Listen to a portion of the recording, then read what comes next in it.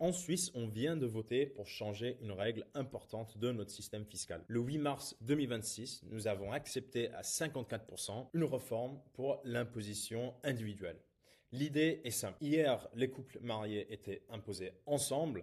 Maintenant, chaque personne sera imposée séparément, même si elle est mariée. Ça peut sembler être un simple détail administratif, mais en réalité, c'est une réforme fiscale très importante qui touche un débat très ancien chez nous, la pénalité fiscale du mariage. C'est un sujet qui revient très régulièrement dans la politique suisse depuis plus de 40 ans maintenant et qui a déjà été discuté à plusieurs reprises au Parlement et lors de différentes initiatives populaires. Pour comprendre pourquoi cette réforme existe, il faut comprendre comment fonctionne notre système fiscal. En Suisse, l'impôt fonctionne à 3 niveaux, comme j'imagine vous savez déjà: l'impôt fédéral, l'impôt cantonal et l'impôt communal. Chaque canton et chaque commune fixe ses propres coefficients d'imposition, ce qui crée une grande diversité fiscale dans le pays. C'est pour ça que deux personnes qui gagnent le même salaire peuvent payer des montants très différents, dépendant d'où elles vivent dans le pays. J'ai plein de vidéos sur ce sujet d'imposition en Suisse sur ma chaîne YouTube, donc n'hésitez pas de jeter un œil à ma chaîne parce que peut-être vous trouvez des sujets qui vous intéressent. Mais une autre caractéristique importante est notre système progressif, ce qui signifie que plus votre revenu est élevé,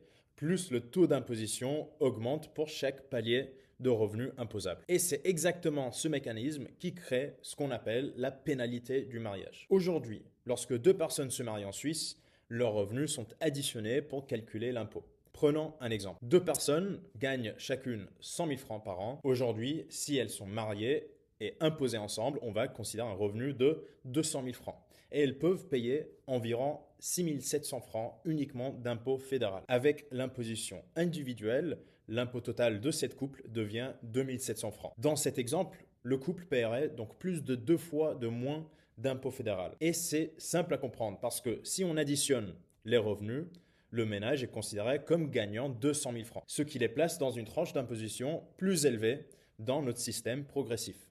Alors que si chaque personne est imposée séparément, chacune reste dans une tranche plus basse et ce phénomène concerne surtout les couples où les deux personnes travaillent et ont des revenus similaires, souvent par exemple entre 70 000 et 130 000 francs par an. Selon les estimations de la Confédération, plusieurs centaines de milliers de couples mariés pourraient être concernés par cette situation. Et beaucoup de couples ne se mariaient pas dans le passé à cause de ce fonctionnement de la fiscalité. Si on regarde l'impact global de la réforme, environ 50% des contribuables paieraient moins d'impôts, environ 36% ne verraient presque aucun changement et environ 14% pourraient payer un peu plus. Alors les principaux gagnants sont les couples où les deux personnes travaillent, les couples avec des revenus relativement similaires et les couples à revenus moyens ou supérieurs. En revanche, les couples où qu'une seule personne travaille pourraient parfois voir leur impôt augmenter légèrement. Parce que dans certains cas, l'imposition commune créerait ce qu'on appelle un bonus de mariage, ce qui arrive quand les revenus sont très déséquilibrés. Mais cette réforme ne concerne pas seulement l'équité fiscale. Elle est aussi liée à l'évolution de la société suisse, parce que le système actuel a été conçu à une époque où le modèle familial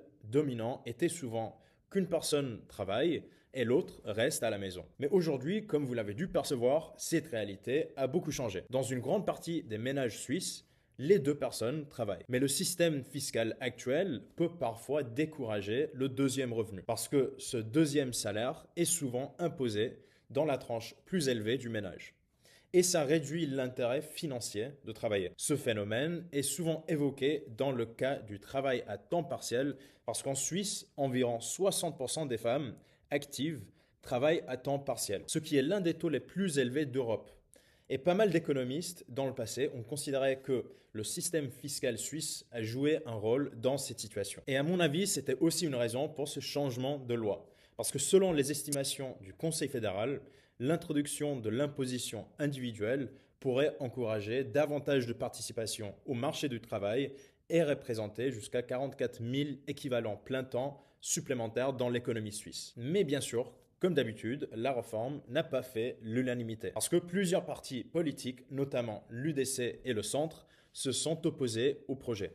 Leurs critiques portaient principalement sur deux points. Le premier concerne la complexité administrative parce qu'avant, un couple marié devait remplir une seule déclaration fiscale et avec l'imposition individuelle, chaque conjoint devra remplir sa propre déclaration. Les opposants estiment que cela pourrait représenter presque 1,7 million de déclarations fiscales supplémentaires par an. Ça implique aussi que les administrations fiscales cantonales devraient adapter leur système informatique, leurs procédures et leur logiciel de taxation pour ce changement. Leur deuxième point concerne les modèles familiaux. Certains opposants estiment que la réforme pourrait désavantager les couples où une seule personne travaille, par exemple, lorsqu'un parent reste à la maison pour s'occuper des enfants. Dans certains cas, ces ménages pourraient perdre certains avantages fiscaux liés à l'imposition commune. C'est pour ça que le débat autour de cette réforme n'était pas facile et a souvent présenté comme un débat entre l'équité fiscale et politique familiale en Suisse. Ensuite, l'autre élément important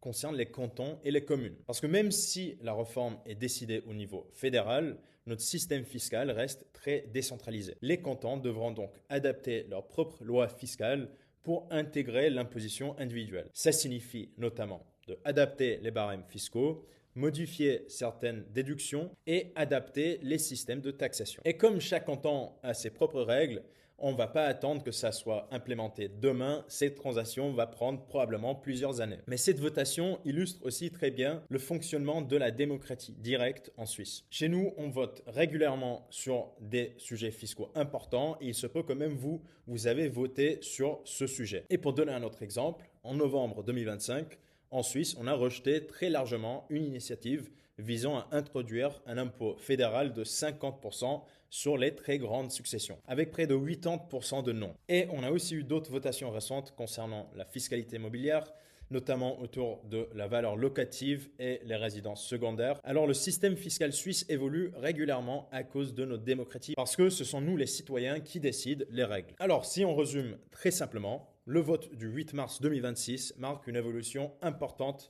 du système fiscal suisse. La Suisse va progressivement passer d'un système où les couples mariés se sont imposés ensemble à un système où chaque personne sera imposée individuellement. Pour certains couples, ça peut réduire l'impôt, mais pour d'autres, peut-être, ça va l'augmenter. Mais dans tous les cas, cette réforme montre une chose. En Suisse, les règles fiscales évoluent avec la société. Et je pense qu'on a de la chance de vivre ici, surtout dans un monde très très instable où il y a beaucoup de personnes qui ne vivent pas avec cette démocratie. Nous, ici, on vote directement sur les décisions qui nous impactent. Ce sont les Suisses qui décident ensemble et dans beaucoup d'autres pays, surtout aujourd'hui, ils n'ont pas cette opportunité. Si vous voulez mieux comprendre comment fonctionne la fiscalité en Suisse ou comment structurer votre patrimoine selon votre canton ou même investir en bourse en Suisse et comprendre les différentes règles, vous pouvez soit regarder les liens que j'ai dans la description, vous allez trouver un lien pour réserver un appel découverte gratuit avec moi, un autre lien pour une masterclass sur la bourse et bien sûr, n'hésitez pas de regarder les autres vidéos que j'ai sur ma chaîne YouTube